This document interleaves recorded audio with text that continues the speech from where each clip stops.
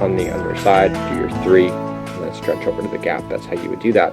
But we're not going to do that on this particular project. What I want you to do is that I need you to slip stitch to the center of this piece over here. So we're just going to go in, pull through and through, that's a slip stitch, and then we're going to go into the next one, pull through and through, and now we're going to chain 1, and we're going to put in our 3 single crochets into that same hole now. Whoops, that's a double. So 1, 2, and 3, and this will cause it to stack on top of each other. So immediately when you look at it, you want to stretch over to the middle one of the next piece. Okay, so just right to the middle. That's the end. This is the middle. That's the end of the other side. So right into the middle, and we want to put in 3 single crochets in that spot. Okay, and then we just want to stretch over and again look for the next one, which is in the middle, and 3 single crochets. And what I need you to do now is that we're going to just, I'm going to take you back to the starting of this again.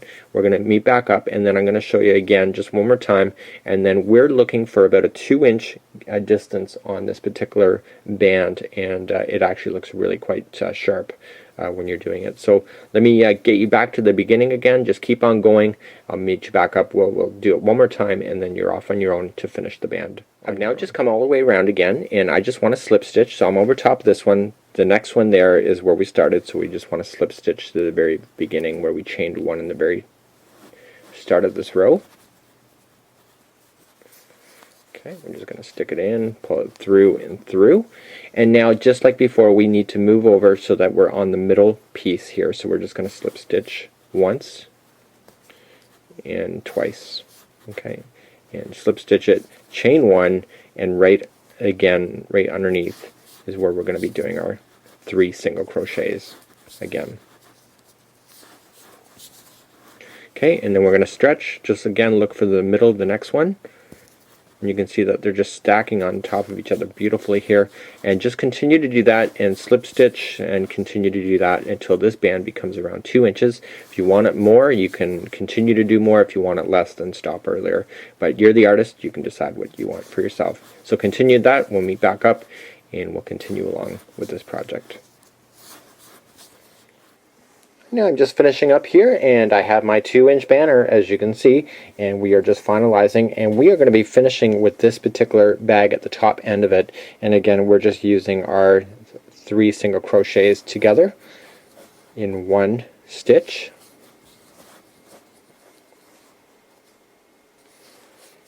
Okay, and then what we want to do, and then slip stitch to where you started. And we are now complete, so we're going to finalize this off, and we're going to make it look real sharp. Get your fancy dancy scissors out, my Westcott scissors. Just cutting my string there, and I'm going to just pull up like that, and I'm going to just tie it shut. So I'm just going to slip in my hook into the stitch behind, grab the material, pull through, and then I grab the next material again and pull it through, and this will tie it onto itself. And then I'm just going to go to the very next stitch, just pull it through, just the next one again, pulling it through, and then I'm going to just fasten it again one more time, and then pull through the next one.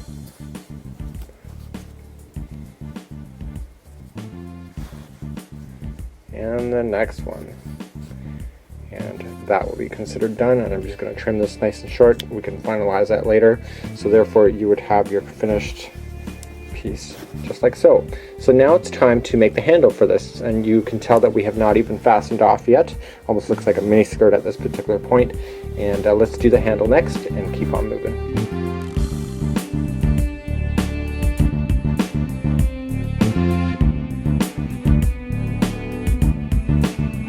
Here we have the handle, and the handles are 18 inches long, and before we're putting it onto the project, and you'll notice that the handles have a twist added to it, and the twist is happening because of the way that we're crocheting. So I haven't had to twist it in order to make it look like this, and I've left very generous pieces on the end so that I could tie this into the project in order to fasten it in so that we have some handles. Now This is actually, you'll see 2 strings. This is because we're using 2 strings at one time. So instead of buying 2 different yarn balls, because you don't need a lot of this deep straw color, I just used the yarn that's wrapping around the outside, as well as I'm using the yarn from the inside to double up as I go. So we're going to start off with about a 2-foot distance, and we're going to create a slip knot and go from there. So according to the directions, they want us to chain 4. So this never counts as 1. So 1, 2, 3, and 4. And by the way, I'm using a 6.5mm crochet hook for this if you're interested. It's the highest size that I've used for this. I find it's a little bit easier. Now they're asking us to go from the second from the hook. We want to go in and draw the material up. So we're just going to go in, wrap the material, and pull up. And I'm going to pull a little slack on that. So now we're going to go to the very next one. We're just going to go in, wrap, and pull up. Okay? And then finally we're going to do it again for the last one. So in, wrap, and pull up. So now you have 4 groups here. Okay, so 1, 2, 3, and 4. If this was individual strings, there would only be 4 loops. So unusually, this is what I'm doing. I'm going to push the hook all the way through this way, because the less handling I can do on this piece, the easiest it is. When I rotate now, I want to rotate it towards you, so I want you to rotate it clockwise. And just gently, because you don't want these loops to fall out. And once you're getting used to this project, you're going to notice that it's actually very simple to do. I want you to slip in the hook now to the new one that's on this side, and I want you to bypass the first 2 groups and go all the way to the end.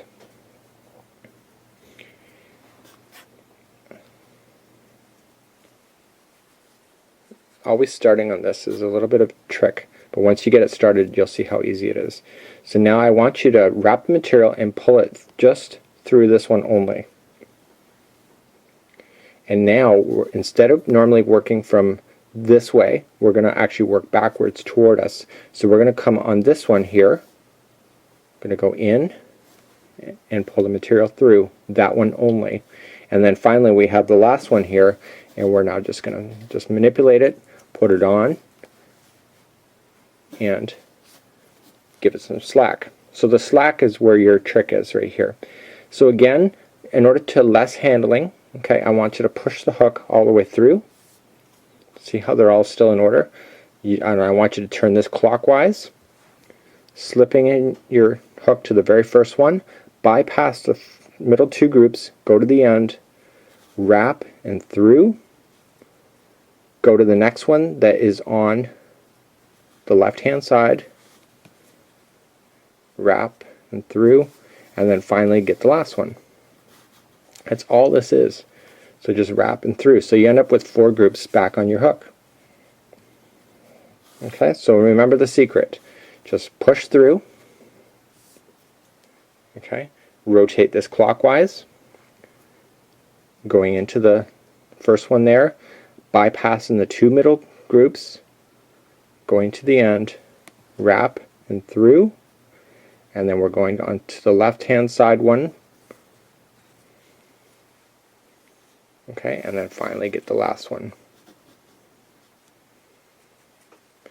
And this is causing the material to rotate onto itself.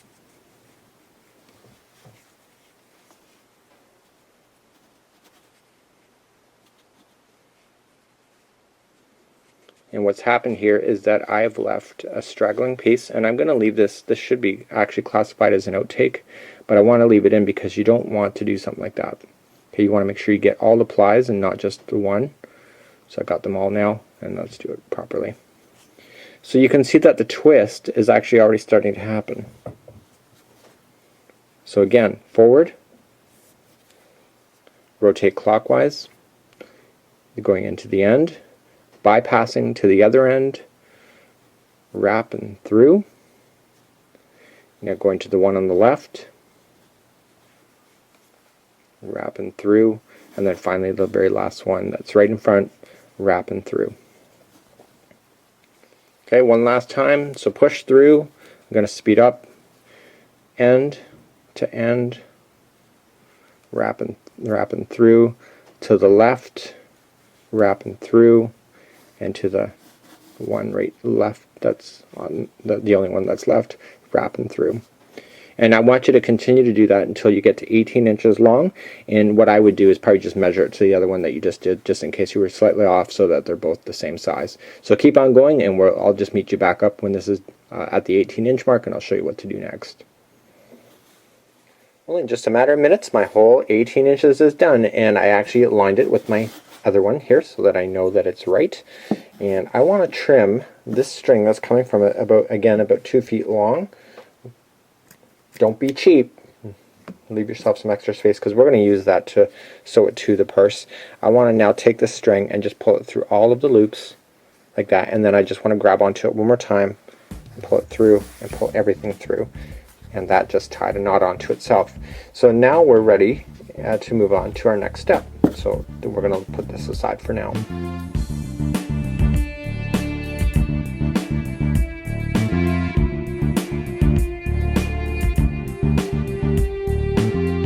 Now we're going to begin to do the motif that's attached. You can't deny that it's absolutely gorgeous on it. It totally makes this bag incredible, and I did a test sample here with the Bernat Super Value yarn as well.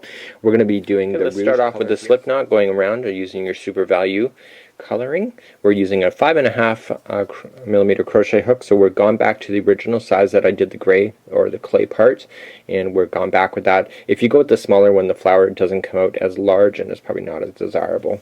So let's begin with our slip knot, and it says to chain 2. So this never counts as 1.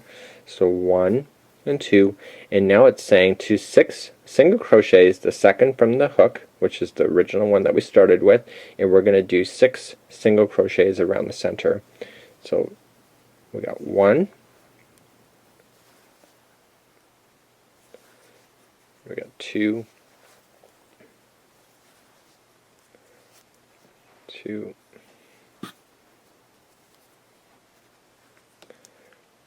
3,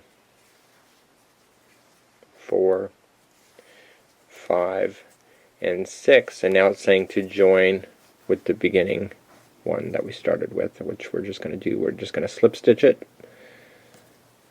to the beginning. And we need to do a really quick lesson on front and back loops, which I'll do right now. When you look at a stitch, you always see 2 strings. You see the one that's closest to you. So if you're looking at this one right here, you see the one that's closest to you. That is your front loop, and the one in behind is your back loop. And this flower uses both of these loops individually as you work your way around. So let's move on to your next level. And so we're now on round 2. And we're just going to chain up 1. It says work on the front loops only one single crochet in the first single crochet, 1 half double crochet, 2 double crochet, and 1 half double crochet in the next, and then move back to 1 single crochet. So let's simplify that for you. Looking down, you'll see 2 loops, and it's harder to see at first, but it'll totally make sense to you. So there's actually 2. See, so 1 and 2, and we just want the very front one. We don't want both, because we're on the next round from here. We're going to be using the one that's in the back, and so this is a little like operation just to get that front loop, just to get it started.